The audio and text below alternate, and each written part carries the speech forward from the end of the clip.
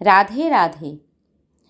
कार्तिक मास के शुक्ल पक्ष की एकादशी तिथि को तुलसी विवाह होता है। इस दिन शालिग्राम और तुलसी का विवाह होता है। शालिग्राम भगवान विष्णु के ही प्रतिरूप है। हर वर्ष कार्तिक शुक्ल पक्ष की एकादशी या देव उठनी एकादशी को तुलसी विवाह होता है। इसके बारे में जानने के लिए आपको इसके जुड़ी पौराणिक कथा मैं आपको सुनाती हूँ। इसमें वृंदा के भगवान विष्णु को श्राप देने का भी वर्णन है। नारद पुराण के अनुसार एक समय दैत्यराज जलंधर के अत्याचारों से ऋषि मुनि देवता और मनुष्य सभी बहुत परेशान थे। वह बड़ा ही पराक्रमी और वीर था। इसके पीछे उसका पतिव्रती धर्म पालन करने वाली पत्नी वृंदा के पुण्यों का फल था, जिससे वह पराजित नहीं होता था।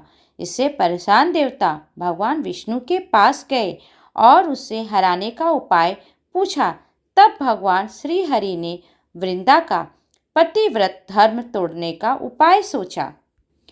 जालंधर जो बहुत ही पराक्रम था, भगवान विष्णु ने जालंधर का रूप धारण कर वृंदा को स्पर्श किया, जिसके कारण वृंदा का पतिव्रता धर्म भंग हो गया और जालंधर युद्ध में मारा गया।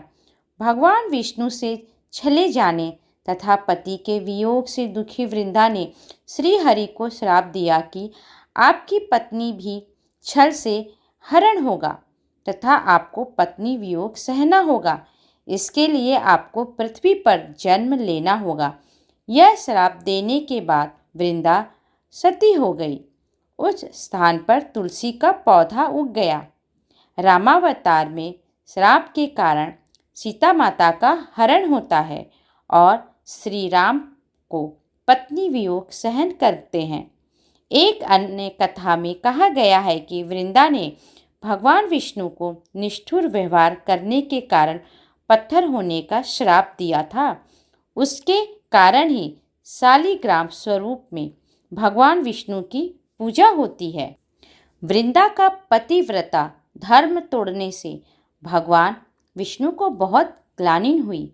तब उन्होंने वृंदा को आशीर्वाद दिया कि वह तुलसी स्वरूप में सदैव उनके साथ रहेगी। उन्होंने कहा कि कार्तिक शुक्ल एकादशी को जो भी शालिग्राम स्वरूप में उनका विवाह तुलसी से कराएगा, उसकी सभी मनोकामना पूर्ण होगी। तब से तुलसी विवाह होने लगा। पद्म पुराण के पौराणिक कथानुसार राजा जालंधर की पत्नी वृंदा के श्राप से भगवान विष्णु पत्थर बन गए, जिस कारणवश प्रभु को शालिग्राम भी कहा जाता है और भक्तगण इस रूप में ही उनकी पूजा करते हैं। इसी श्राप से मुक्ति पाने के लिए भगवान विष्णु को अपने शालिग्राम स्वरूप में तुलसी से विवाह करना पड़ता था और उसी समय से कार्तिक मास के शुक्ल पक्ष की एकादशी को तुलसी विवाह का उत्सव मनाया जाने लगा। देवोत्थान एकादशी के दिन मनाया जाने वाला तुलसी विवाह विशुद्ध मांगलिक और आध्यात्मिक प्रसंग है। दरअसल तुलसी को विष्णु प्रिया भी कहते हैं। देवता जब जागते हैं तो सबसे पहली प्रार्थना हरि वल्लभा तुलसी की ही सुनते हैं। इसीलिए तुलसी विवाह को देव जागरण के पवित्र मुहूर्त के स्वागत का आयोजन माना जाता है। तुलसी विवाह का सीधा अर्थ है तुलसी के माध्यम से भगवान का आवाहन। कार्तिक शुक्ल पक्ष एकादशी को तुलसी पूजन का उत्सव मनाया जाता है। वैसे तो तुलसी विवाह के लिए कार्तिक शुक्ल पक्ष की 9वीं तिथि ठीक है, परंतु कुछ लोग एकादशी से पूर्णिमा तक तुलसी पूजन कर 5वें दिन तुलसी विवाह करते हैं।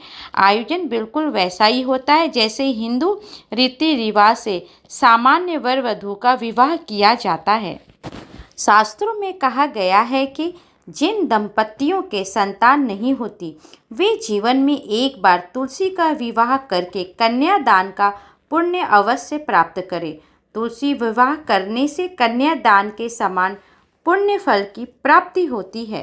कार्तिक शुक्ल एकादशी पर तुलसी विवाह का विधिवत पूजन करने से भक्तों की सभी मनोकामनाएं पूर्ण होती है। हिंदुओं के संस्कार अनुसार तुलसी को देवी रूप में हर घर में पूजा जाता है। इसकी नियमित पूजा से व्यक्ति को पापों से मुक्ति तथा पुण्य फल में वृद्धि होती है। यह बहुत पवित्र मानी जाती है और सभी पूजाओं में देवी तथा देवताओं को अर्पण की जाती है। सभी कार्यों में तुलसी का पत्ता अनिवार्य माना गया है। प्रतिदिन तुलसी में जल देना तथा उसकी पूजा करना अनिवार्य माना गया है। तुलसी घर आंगन के वातावरण को सुखमय तथा स्वास्थ्यवर्धक बनाती है। तुलसी के पौधों को पवित्र और पूजनीय माना गया है। तुलसी की नियमित पूजा से हमें सुख समृद्धि की प्राप्ति होती है।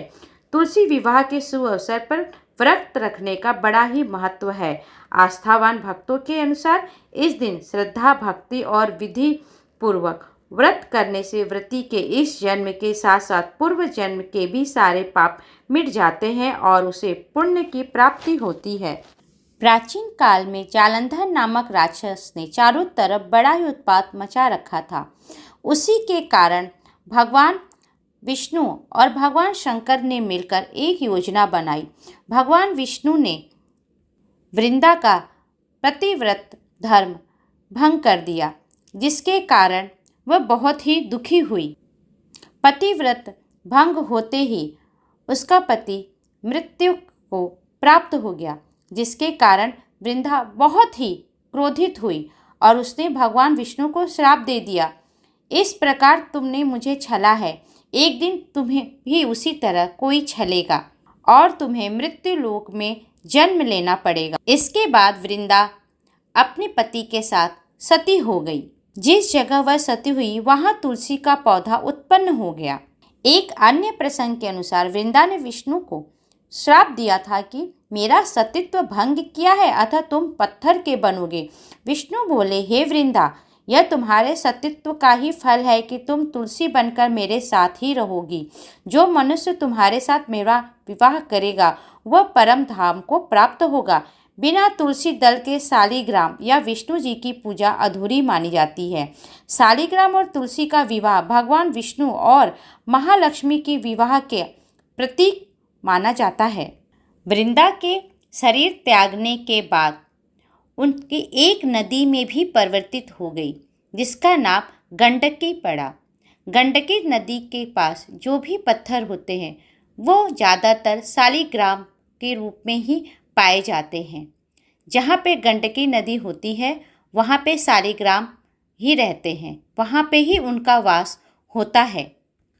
तुलसी विवाह से पूर्व तुलसी जी का गमला साफ सुथरा करके गेरू और चूने से रंगकर सजाएं, या तो फिर उसे सजाएं रंगोली से, या फिर जो भी आपके श्रद्धानुसार आप कर सकते हैं उनकी साफ सफाई करें। तुलसी माता को साड़ी, सुंदर चुनरी उड़ाएं और सारे 16 श्रृंगार करें। सुंदर मंडप बनाकर, हो सके तो गन्ने के ही मंडप बनाएं और फूलों से सजाना चाहिए। परिवार के सभी सदस्य शाम के समय तुलसी विवाह में शामिल होने के लिए नए कपड़े आदि पहनकर तैयार हो जाएं।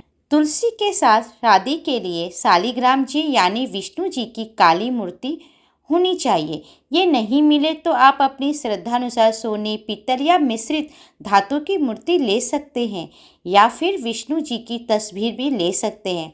यदि कोई व्यवस्था ना हो पाए तो पंडित जी से आग्रह करने पर वे मंदिर से शालिग्राम जी की मूर्ति अपने साथ ला सकते हैं।